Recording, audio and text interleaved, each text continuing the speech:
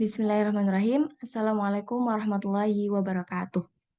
Baik, kami dari kelompok 6 akan mempresentasikan terkait salah satu jenis penyakit kulit yang disebut tinea versicolor.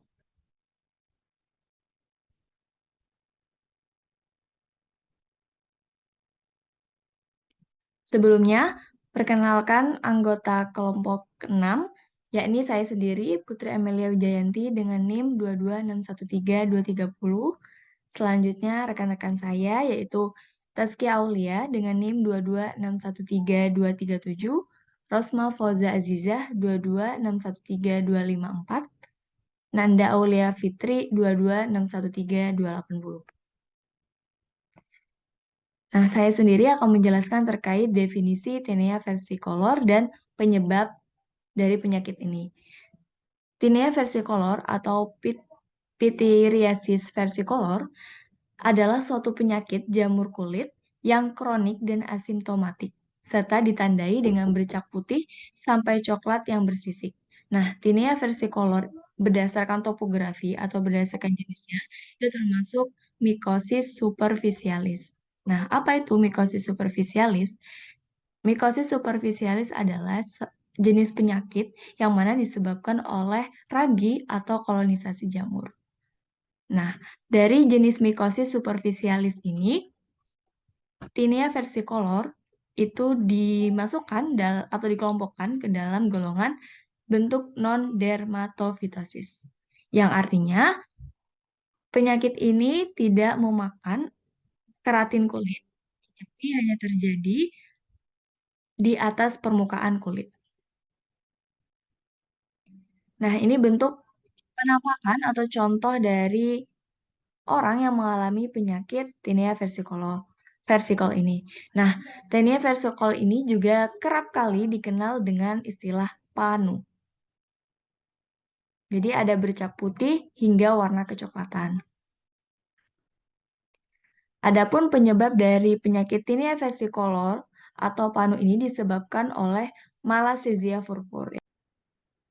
Kemudian selanjutnya mengenai terapi non-farmakologi. Yang pertama, dapat memberikan edukasi kepada pasien agar daerah lesi selalu kering, pemakaian pakaian longgar, dan menyerap keringat dan tidak menggaruk lesi. Kemudian menghindari berjemur atau paparan sinar matahari berlebih, menghindari terlalu banyak berkeringat, menghentikan penggunaan produk perawatan kulit yang berminyak, menggunakan produk yang tidak berminyak atau non-komedogenik. Kemudian tidak menggunakan tanning bed atau sun lamp. Dan yang terakhir, dapat menggunakan obat resep, terutama saat cuaca kurang bersahabat dan suhu udara terasa lembab. Yang selanjutnya adalah terapi farmakologi. Terapi infeksi jamur pityriasis versicolor beragam, secara oral atau topikal. Terdapat banyak obat anti jamur yang dapat dijadikan pilihan dalam pengobatan pityriasis versicolor. Contoh obat-obatan yang sering digunakan antara lain selenium sulfida, ketoconazole, miconazole, sulfur precipitatum, dan sebagainya. Pengobatan topikal yang efektif untuk pityriasis versicolor meliputi krim, lotion, dan sampo yang dapat diaplikasikan setiap hari atau 2 kali sehari dengan jangka waktu yang bervariasi. Pengobatan topikal non spesifik untuk pityriasis versicolor tidak secara spesifik menangani spesies Malassezia.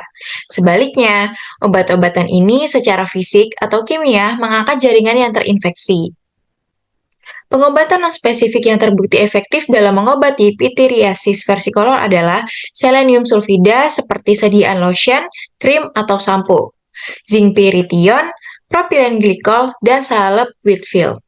Beberapa obat topikal yang bersifat antifungi dan terbukti efektif dalam mengobati pityriasis versicolor seperti bifenazole, clotrimazole, dan miconazole. Yang pertama adalah ketoconazole. Ketoconazole merupakan antifungal spektrum luas yang digunakan sebagai terapi mikosis superficial dan sistemik. Ia bekerja menghambat enzim lanosterol 14 alfa demetilase, lalu mengganggu biosintesis ergosterol untuk membatasi fungsi dan pertumbuhan sel. Sediaan topikalnya dapat berupa krim, sampo, dan busa. Penggunaan krim atau busa setiap hari selama 14 hari telah terbukti efektif dalam terapi pityriasis versicolor. Yang kedua adalah terbinafin, merupakan salah satu derivat alilamin dengan menghambat skualen epoksidase. Ia menghalangi biosintesis sterol dan mengubah integritas membran sel jamur. Krim terbinafin setara dengan ketoconazole topikal dan krim bifonazol dengan penyembuhan lengkap berkisar 88% sampai 100%. Durasi rata-rata pengobatan sampai penyembuhan mikologi dengan pemakaian krim terbinafin 1% sehari secara signifikan lebih pendek daripada krim bifonazol 2 kali sehari. Pengobatan terbinafin maksimum itu adalah 4 minggu. Saat ini, terapi oral pityriasis versicolor meliputi itraconazole, fluconazole, dan pramiconazole.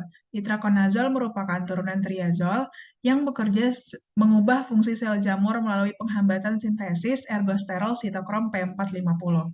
Itraconazole dengan jumlah total minimal 1000 mg selama pengobatan diperlukan untuk menghasilkan respon mikologi yang signifikan sehingga mengobati pityriasis versicolor secara efektif.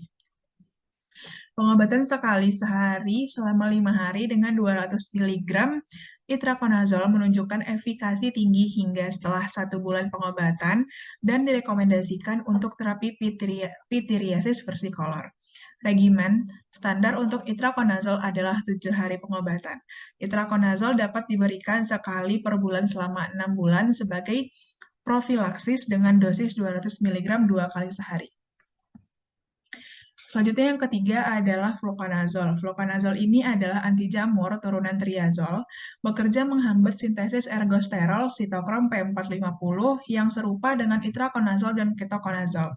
Studi menunjukkan bahwa fluconazole setara dengan atau bahkan lebih efektif daripada ketoconazole oral dalam mengobati pityriasis versicolor. Efikasi regimen mingguan fluconazole adalah 150 mg atau 300 mg setiap minggu dalam 4 minggu, atau 300 mg 2 kali seminggu selama 4 minggu. 4 minggu setelah pengobatan terakhir, penyembuhan mikologi untuk regimen 300 mg secara signifikan lebih tinggi dari 150 mg fluconazole, sehingga direkomendasikan 300 mg fluconazole 2 kali seminggu direkomendasikan untuk terapi pityriasis versicolor. Yang keempat adalah pramiconazole, juga merupakan turunan triazole. Mekanisme kerjanya mengganggu sintesis ergosterol pada sel jamur. Ia telah terbukti aktif secara in vitro terhadap dermatofit, spesialis Candida, dan spesies Malassezia. Sebuah studi yang melibatkan 19 pasien pityriasis versicolor diterapi dengan pramiconazole 200 mg setiap hari selama 3 hari dan pasien dipantau selama 30 hari. Sekian yang dapat saya sampaikan dan dari kelompok 6 mungkin sekian. Bila ada kesalahan dalam penyampaian saya mohon maaf. Saya akhiri. Assalamualaikum warahmatullahi wabarakatuh.